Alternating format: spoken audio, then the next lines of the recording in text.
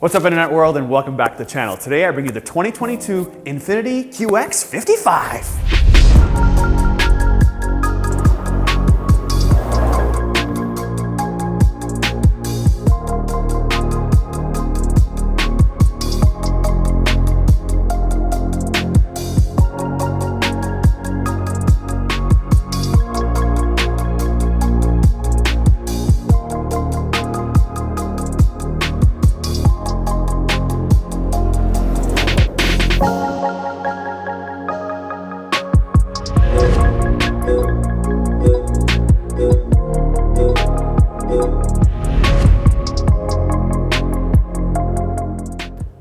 All right, Infiniti, 2-liter, 268 horsepower, 280 pound-feet of torque.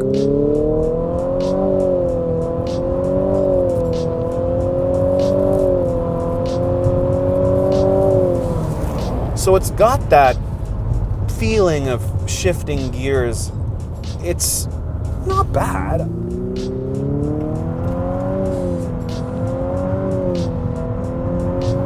I mean, I think that they did the best they possibly could to make the driver feel that they're shifting gears and that the automatic transmission's just a little bit sloppy and not as obviously direct as a dual clutch gearbox. But that thing accelerated, or this thing accelerated, in 0 to 60 or 0 to 100 kilometers an hour in 6.4 seconds, which deserves a clap because I remember growing up, you could not break the 15-second quarter-mile time.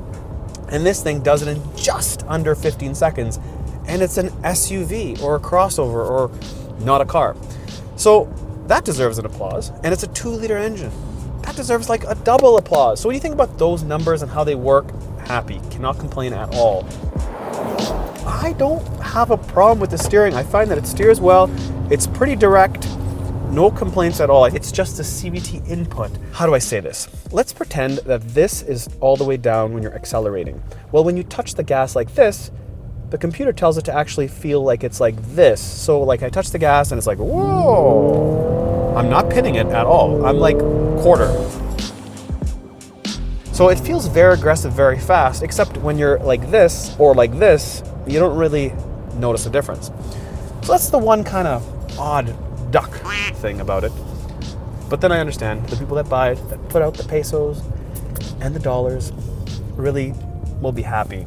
This thing gets a lot of heat online. It doesn't do very well at all, but when I picked it up and I drove it, I thought, it looks really good, it drives fairly decent, so what's all the beef? And I think the beef is what I'm about to tell you. You see, Infiniti believes it's a luxury product. They push it onto you like they're luxurious. Unfortunately, in reality, they're just plastic wrapped with some leather. And that really kills it because the luxury market has taken 2 strides above where Infiniti is currently. So maybe this has a better offering, and the only way to really know it is to watch the end of this video. So what is the Infiniti QX55? Well, it's a coupe based on the QX50. Now, when I think about Infiniti, I think about the good old days, the 2003 FX35. That was awesome. And to me, I was like, yes, finally a brand that competes with the Germans, maybe on the luxury level, but definitely on the styling level. So Infiniti brought this, the all-new QX55, to bring its FX history and heritage back on the map.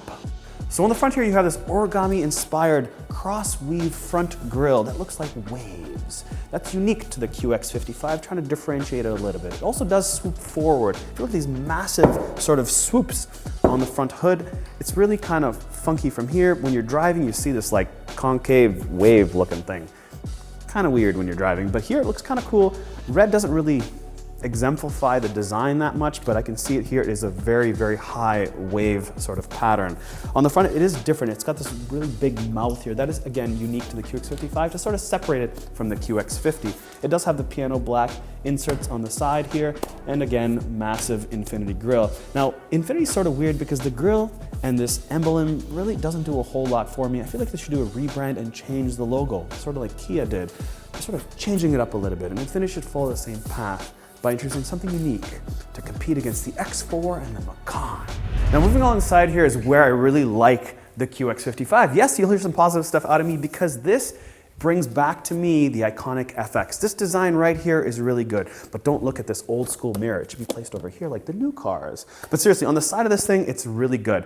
Usually cars are good in the front and not so good in the back, but they've done a good job in this specific model to sort of blend it all together and make it look car-like, because that is where the FX really shone through. It was one of the first cars brought on the market that was actually an SUV with a car platform and designed to be like a car. And that's why it did so well. Now, as far as wheels go, do you guys like these wheels? Take a peek at them. They are fully black. Now they're dirty because we have a snowstorm outside, but they have this polished finish on the outside, on the lip of it.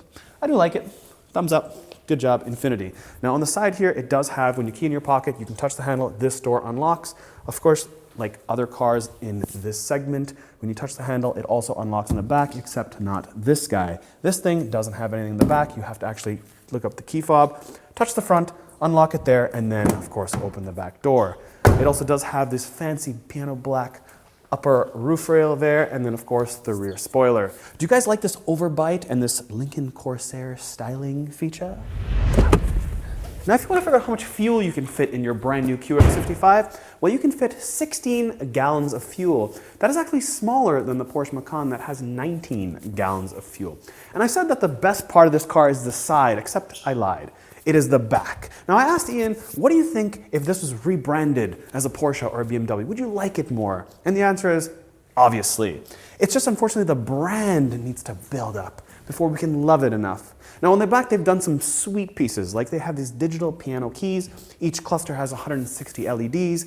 They've copied this sort of X6 design here. They even added some inflationary numbers, like calling this a QX55 when it really should be a QX35.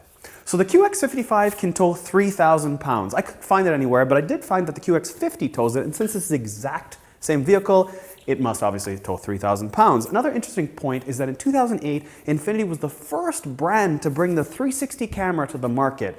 And nothing has changed because in 2008, they used a specific camera, and that exact camera has been teleported all the way to 2022 and has been put right here. You see, this camera is so bad that I can't even see Ian's blue jeans in this well-lit studio. And at night, or even the evening, it is so poor. But it can't be all. We're going to compare the quality and the note and the sound and the feel that these exhausts bring you out of a 2-liter against Porsche Macan's 2-liter. You see, 2-liter for 2-liter exhaust sounds. Here we go.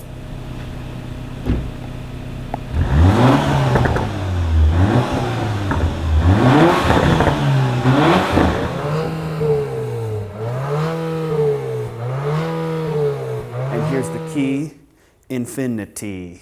Pushes the button. Come on, Infiniti!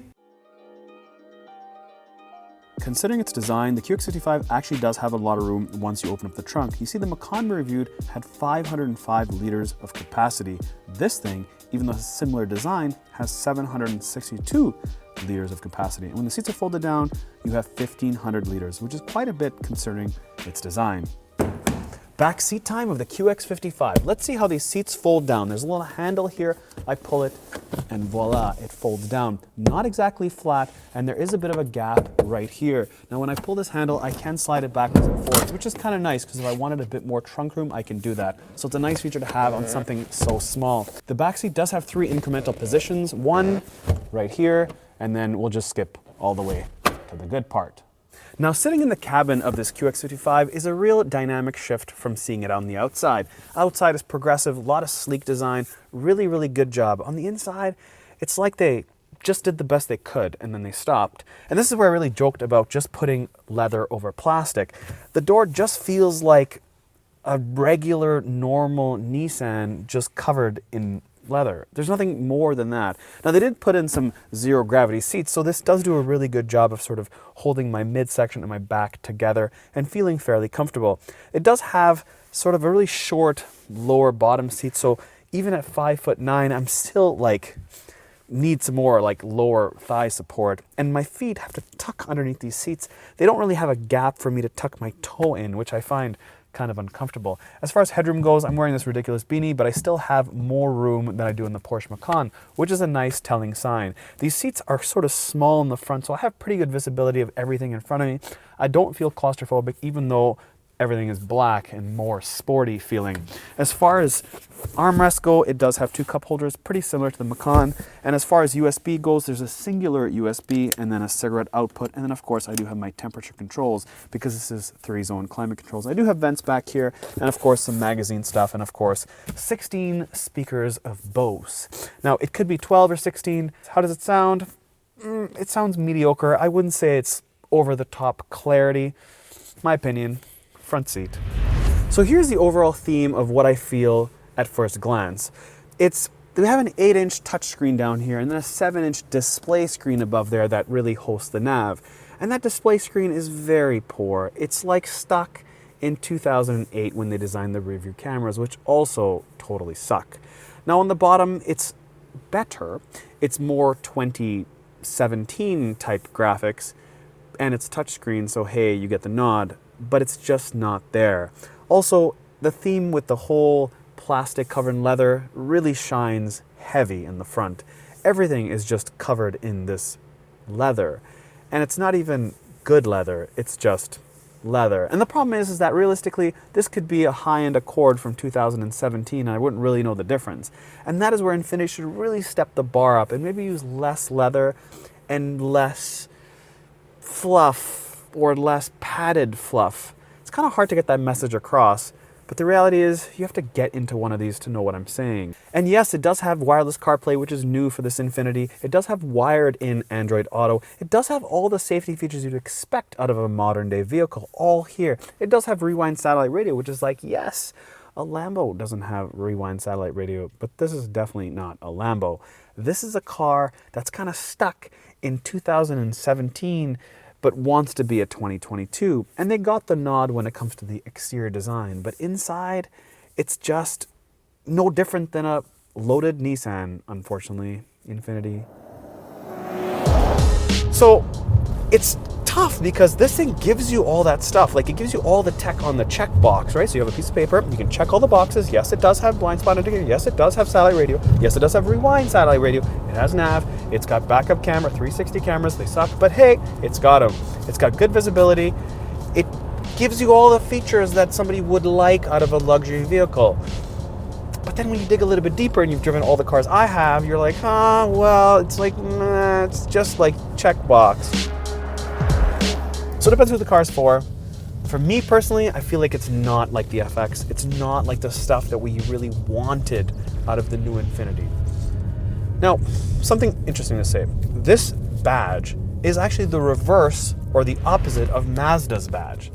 And I feel like Mazda is trending in the direction that Infiniti should be trending like. Because inside here, the Mazda is better. Like, I'm not lying. The Mazda 3 GT, Ian's Mazda, is better inside. Better finished quality materials. But the thing I do like about this, I really like the outside styling. The outside styling to me, they just knocked it. Not out the park, still in the park, but they knocked it. Because I feel like this car is like the perfect car just to get around with no emotion. And some plumbed-in sound. You want to hear it? Well, here we go.